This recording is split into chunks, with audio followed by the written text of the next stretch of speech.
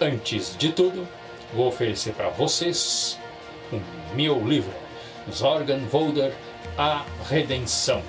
Há mais livros sobre esse universo lá no Clube de Autores, bem como sobre o assunto de ufologia. E canais também, já disponíveis aí, fazendo a análise do mesmo. Olá, sou o João Dantas, canal Universo das Telas. Vamos a mais um vídeo. Olá, sou o João Dantas, canal Universo das Telas. Esse vídeo aqui vai se tratar, filmes indicados, do ator Mel Gibson.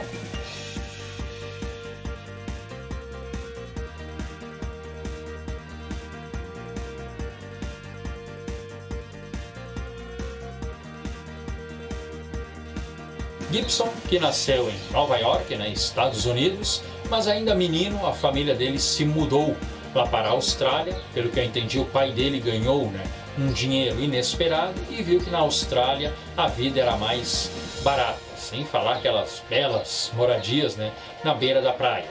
Ali ele ficou se formando como aos poucos um ator, já demonstrando categoria para expressar aí suas qualidades, bem como já tendo elogios do seu belo rostinho aí de deus grego, e aos poucos ele começou a fazer um filme atrás do outro. O início foi lá na Austrália, em que ele fez aí 4, 5 filmes. 2 dos mais conhecidos estão aqui atrás: Mad Max 1 e Mad Max 2, eu tenho inclusive do Mad Max 1, eu tenho um vídeo especial sobre ele, E ali, por meados dos anos 80, termina a trilogia Mad Max, já o terceiro filme sendo feito lá no padrão norte-americano, aquele cinema com pipoca mais legal, deixando a aspereza e a violência para trás, e começa a fazer filmes por lá, tanto filmes de drama e principalmente, é claro, filmes de ação. Tanto que engrenou ali em 87, começando a fazer filmes Máquina Mortífera, e aí o ator não parou mais de fazer um filme em cima do outro. Anos 90, começou a se dedicar um pouco mais, pelo que eu notei, ao drama, mas isso não impediu que em 95 fizesse o que é para mim o grande filme da vida dele, aqui, Coração Valente, em que ele é o diretor e também o ator que faz a frente. E esse filme aqui eu também tenho um vídeo especial sobre ele.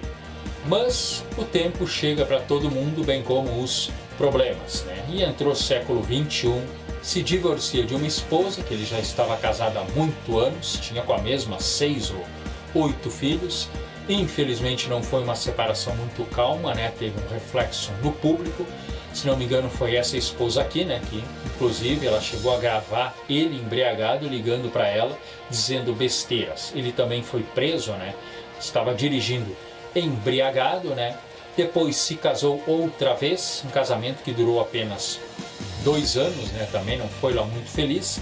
Preso outra vez por estar dirigindo embriagado, só que dessa vez ele desacata os policiais e ainda sai falando mal dos judeus, o que acabou dando um reflexo muito negativo dele em Hollywood. Sem falar que em 2005 também faz o violento e perturbador A Paixão de Cristo, em que ele deixa uma boa dose de culpa nos judeus pela crucificação de Jesus Cristo. E então, infelizmente, o ator começou a cair um pouco mais em filmes nível B, ou até simplesmente fazendo ponta, e hoje é um tiozão legal que temos aí na tela, mas o que não deixa de estar repleto de filmes aí pra gente assistir. E é isso que eu vou começar a fazer a partir de agora. De cara, o primeiro, Mad Max, 1979. Ele faria mais 2 filmes até 1985 e eu indico os 3 filmes. O primeiro, inclusive, repito, tem um vídeo aqui com curiosidades. Posterior, 87 até 98, ele faria 4 filmes da franquia Máquina Mortífera, violentos e divertidos. O negrão Danny Glover faz dupla com ele e fazem uma química, na minha opinião, excelente, já que sempre estão tentando, né, o branco fazer química com um ator negro. Mas aqui os dois explodem na tela e indico para vocês os 4 filmes. Todos esses 4 foram dirigidos pelo já, né, falecido aí, diretor Richard Donner, com o qual ele também trabalharia lá no filme de faroeste, né, legal, Maverick, em 94. Ele seria o diretor aí, né, que o ator mais trabalharia. Porém, nem apenas, né, de clássicos vive a carreira dele, já que em 1984, né, ele faz o filme O Rio do Desespero. Já estando aí, né, na plataforma, né, norte-americana, em que ele faz um pai de família, cujas terras, né, são devastadas por alagamento, ele é obrigado a trabalhar, inclusive, né, como um soldador, numa época em que os metalúrgicos estão de greve, mas ele é obrigado, né, a esnobar aí os colegas de trabalho, né, a fim de poder manter o sustento da família. É interessante ver ele, né, depois de tantos personagens implacáveis e metidos a fodões, né, já que aqui ele tinha feito pelo menos os 2 filmes, Mad Max 1 e 2, e aqui vê ele como um pai de família constrangido, né, vivendo na corda bamba. Alta Tensão, 1990.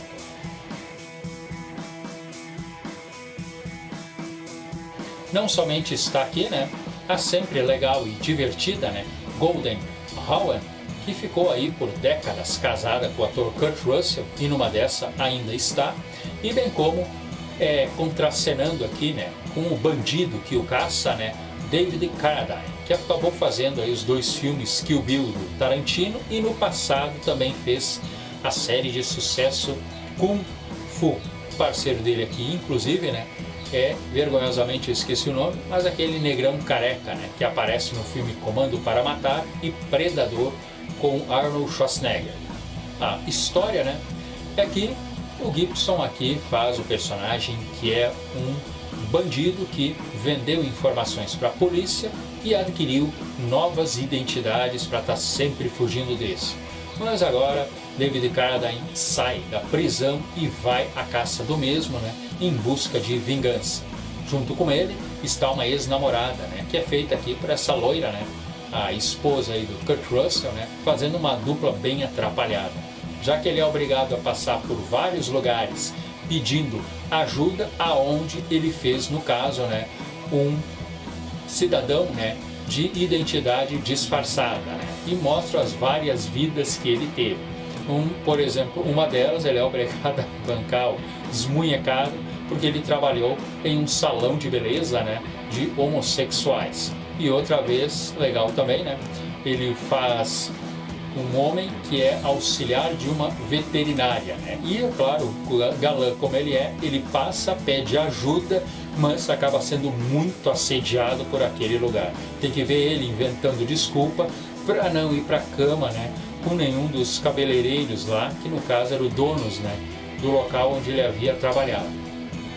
Bastante ação e diversão. Eternamente jovem. Aqui ele contracena, né, com a atriz Jamie Lee Curtis, a eterna preferida, né, sendo caçada lá nos filmes de Halloween pelo Michael Myers. O roteiro acabou sendo um dos mais caros da história, vai entender, custou 2 milhões de dólares. Eu acho que o pessoal que pagou isso aí estava meio embriagado. E temos um filme parcialmente drama, de amor e de ficção, já que lá nos anos 50 ele é um militar, né, que quer muito se casar com uma mulher, porém a notícia que ele tem é que ela foi atropelada e caiu em um coma irreversível.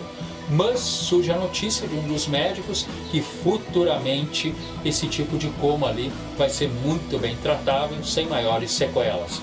Apenas demoraria aí os seus 20 anos. O que ele faz então?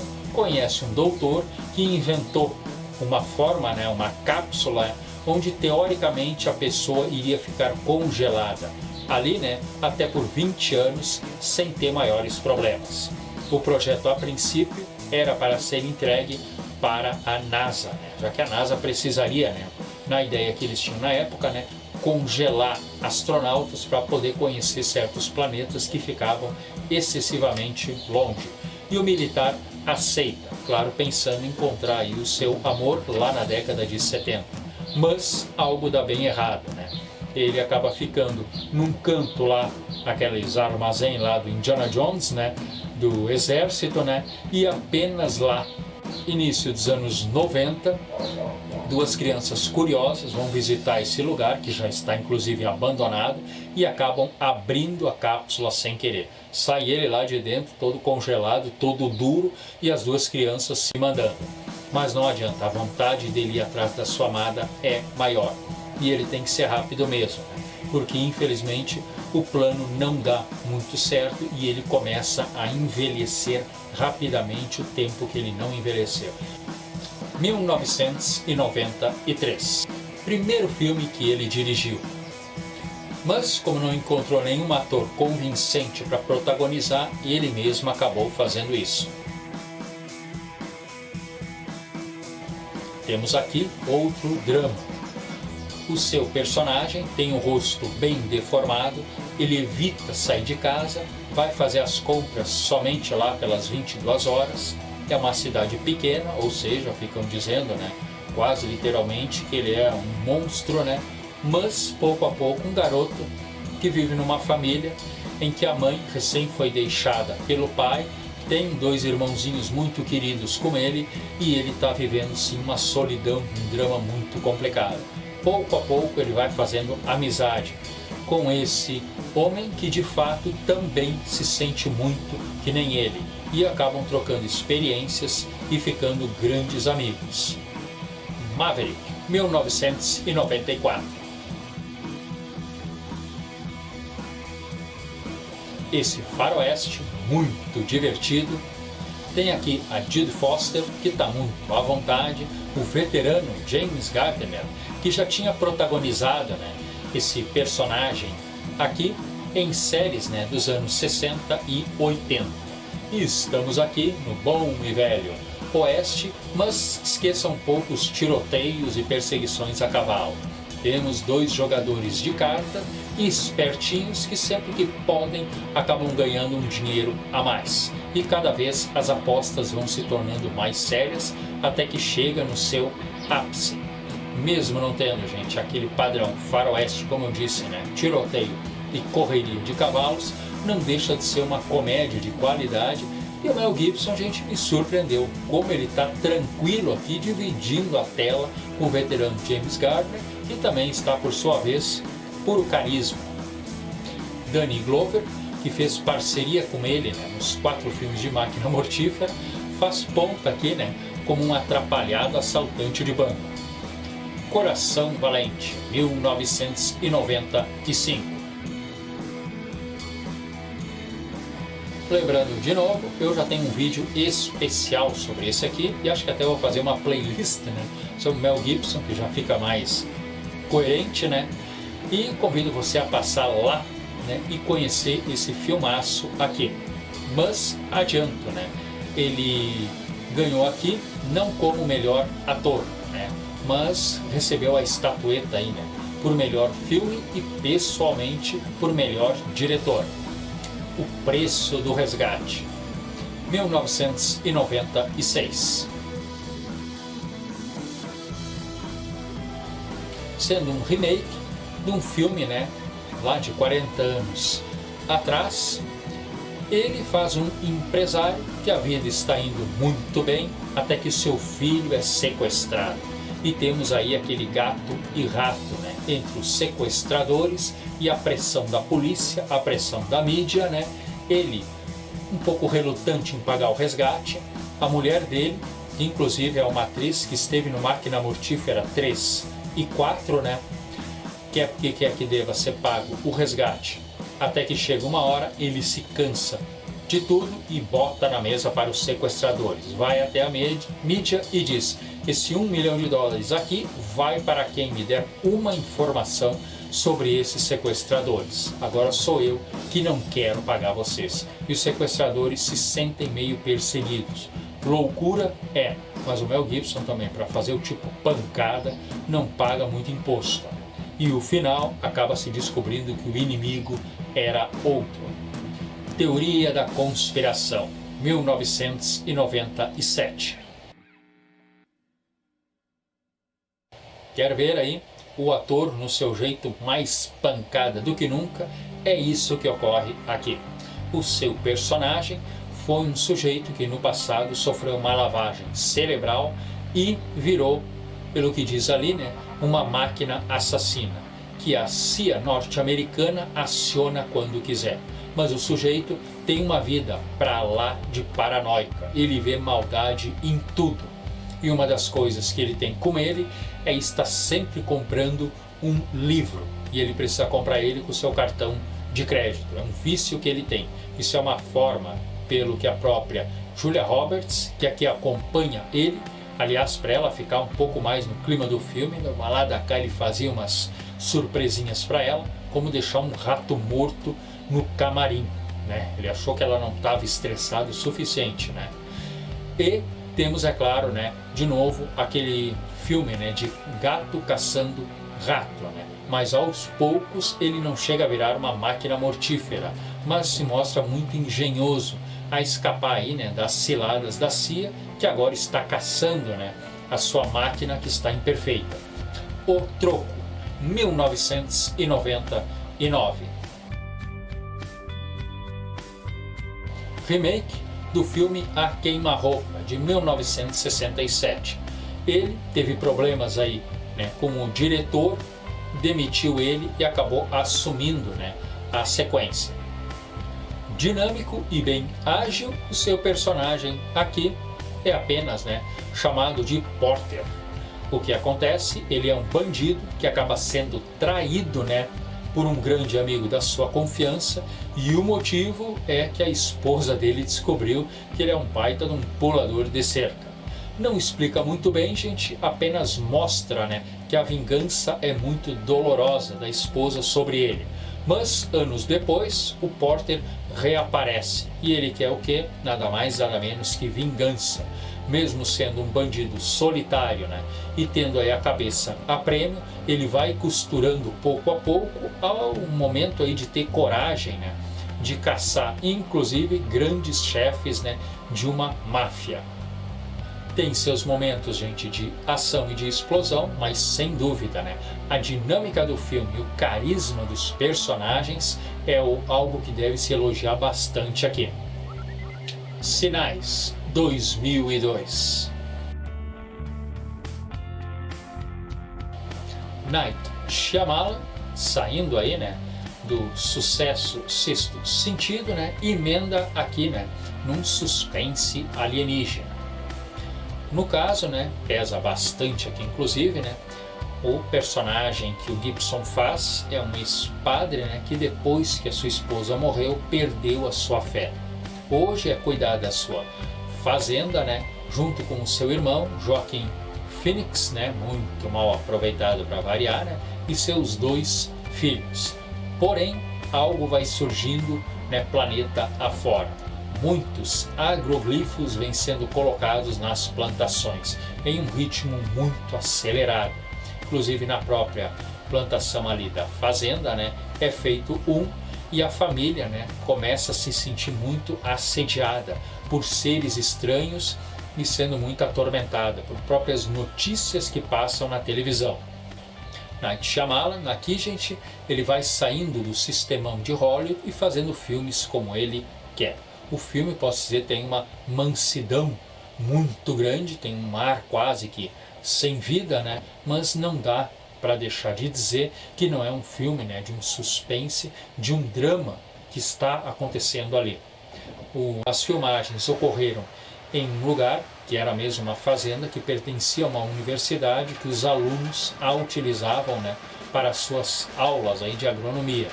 O próprio Night Shyamalan, né, assistiu muitas vezes o filme Os Pássaros, do Alfred Hitchcock, e Tubarão, de Steven Spielberg. Aliás, eu tenho um vídeo aqui sobre esses dois.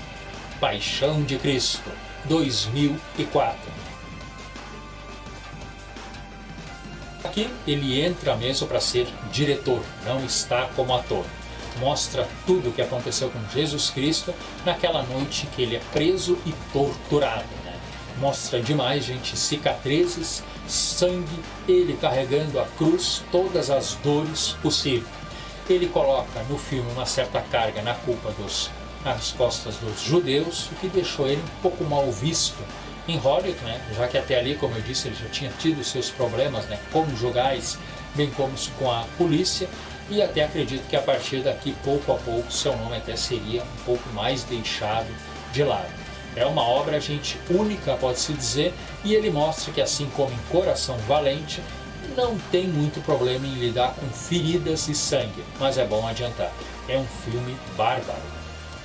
O filme inicia quando Cristo é preso, né?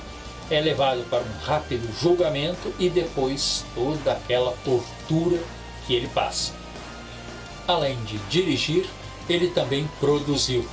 E as línguas da época, né? Aramaico, hebraico, são as únicas faladas aqui no filme. Apocalipso, 2006. Dirige e também faz parte da produção, contando uma história de perseguição que há muito, né, o Gibson aí queria fazer. Se passa aqui na América Latina, lá no tempo dos Maias, no sul do México, por volta ali de 1500 depois de Cristo. As câmeras tiveram que ter um cuidado especial. E se trata do quê? De uma vida de tribalistas, né? Estão lá na sua tribo, curtindo a sua vida tranquila. Daqui a pouco aparece um bando de mercenários cruéis, sequestram as pessoas que interessam para vender como escravos, e quando chegam na cidade, né, onde é que tem uma gigantesca pirâmide, né, e uma civilização mais bem desenvolvida, parte deles ainda acaba servindo para sacrifício. Mas alguns conseguem escapar, principalmente um jovem que acaba sendo aí o protagonista dessa fuga, né, e inclusive ele acaba matando, né, o filho aí do grande chefe aí desses caçadores de escravos. Ele vem disparada em meio à mata, fazendo de tudo, né, e usando principalmente ela, né, para poder escapar aí do seu grupo aí de assassinos que o persegue. Esse vídeo vai encerrando por aqui. Obrigado por ter assistido. Dê o joinha, entre para a família e vamos seguir juntos.